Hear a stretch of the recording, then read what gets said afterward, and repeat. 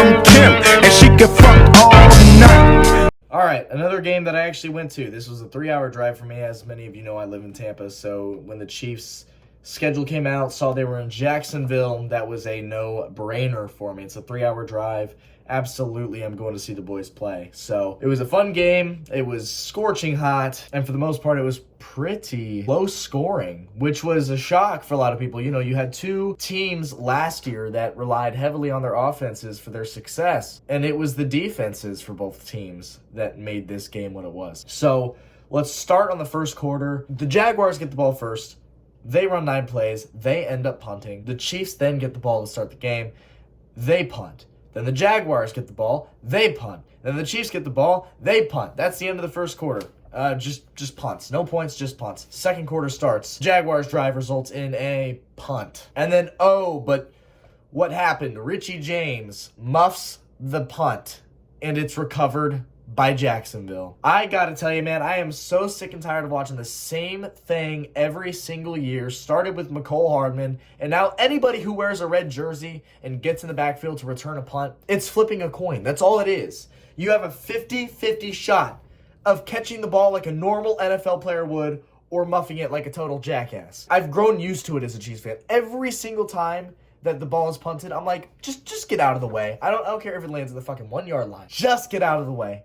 Just for the sake of Chiefs fans, for the sake of your team's success, just get out of the way. If you fair catch it at the 10-yard line, what difference does it make for Patrick Levon Mahomes II to start at the 10-yard line versus 10 yards back at the 1-yard line? It makes no difference for Mahomes. And if we are miraculously stopped on a 3-and-out and have to punt from the end zone, it's okay. Tommy Townsend's got a boot, and he will punt it at least to the opposite 40. So I don't understand why special teams coordinator Dave Tobe doesn't just get in the way and say, guys, don't ever catch a punt, please. Unless the punt is just absolutely shanked, just don't even try to catch it. Just let it go. We don't care where the hell it lands. Just get out of the way, and that way it's guaranteed that the ball gets placed in Patrick Mahomes' hands. It's just frustrating. Thankfully, the Chiefs' defense held their own and held the Jaguars to just 5 plays and a field goal, 32-yard field goal from Brandon McManus. It's 3-0 Jaguars. The Chiefs then get their chance, and on the 6th play of the drive, Patrick Mahomes throws to Justin Watson, who fumbles it. It's recovered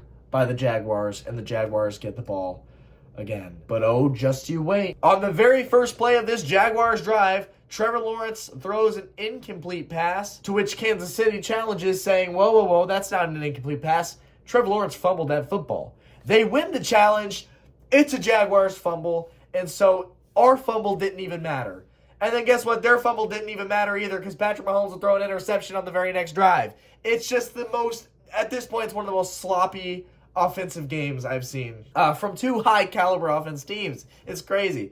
So let's just recap these 3 drives so far. You had a Chiefs fumble, then the Jaguars fumble, and then Chiefs interception, and then the Jaguars get the ball back, and what would they do? 12 plays, 6-minute drive. They go 33 yards just to go for it on 4th down, 4th and 5, and fail, as Trevor Lawrence is sacked by Chris Jones in his first game back with the Chiefs. You know, if I recorded this at the time that this game happened, I would have given you some strong opinions about Chris Jones and his whole holding out stunt that I heavily disagree with, but we'll cut him some slack because clearly he did matter a lot for this Chiefs. So you had fumble, interception, turnover on downs. And then the Chiefs get the ball back, and finally, with some action, the Chiefs drive downfield, and Patrick Mahomes throws a touchdown pass for 9 yards to Sky Moore. The extra point is good. The Chiefs get on the board for the first time this game. By the way, with 27 seconds left in the half, so that was clutch. It's 7-3 Chiefs, and then the Jags get the ball back, and with 27 seconds on the clock, they actually do manage to go downfield. They get an 11-yard pass, then a 26-yard pass, and then they're in field goal range. Brandon McManus makes a 49-yarder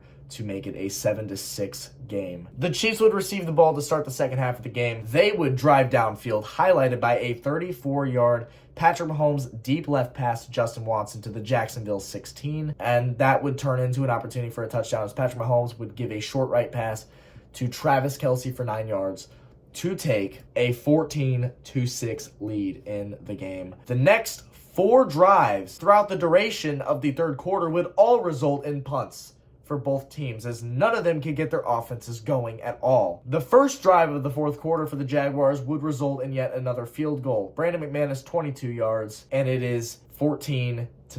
The Chiefs get the ball back, and on a 5-minute 33-second drive, 65 yards, 16 plays, they would settle for the Harrison Butker 38-yard field goal. That would be a 17-9 game. The Jaguars get the ball back, and it is starting to become desperation time for the Jags. They're down 8 points. They have 8 minutes. They got to go downfield to make something work. On 3rd and 10 at the Kansas City 14, Trevor Lawrence gets sacked by Chris Jones.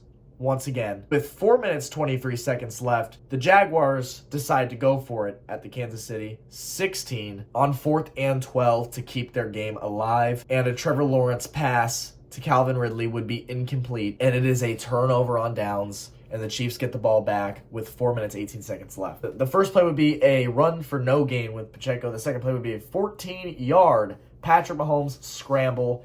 A few little plays happened, and then a 54-yard pass from Patrick Mahomes to Sky Moore to the Jacksonville 12, just before the 2-minute warning, would ice the game essentially for the Chiefs. All we needed was one more first down to officially take our kneels, and they got that. Pacheco up the middle for a 5-yard gain on 2nd and 4, got the Chiefs to just kneel the ball and seal the game. That is it. It's a 17-9 final. While the offense did not play a great game, a clean game, an impressive game by any means, I gotta say this is probably one of the most impressive defensive showings from the Kansas City Chiefs in a very long time. I mean, they held Trevor Lawrence and the high-scoring Jaguars offense to 3 field goals. Not a single touchdown was given up in this game. To a good team. A good team. They didn't give up a touchdown. That's crazy. Oh, man.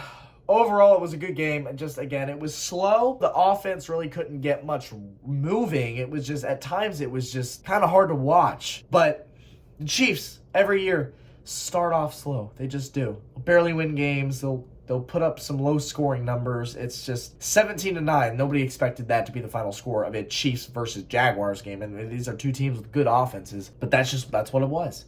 And so that's about it. We'll take the W. We'll walk away with it. I knew after losing the home opener to the Lions, the Chiefs likely weren't going to lose this game. They didn't, but it was a lot more low scoring than many anticipated. 17-9 final. Thank you so much for watching. I will catch you in the next recap, man. Go Chiefs. Peace out.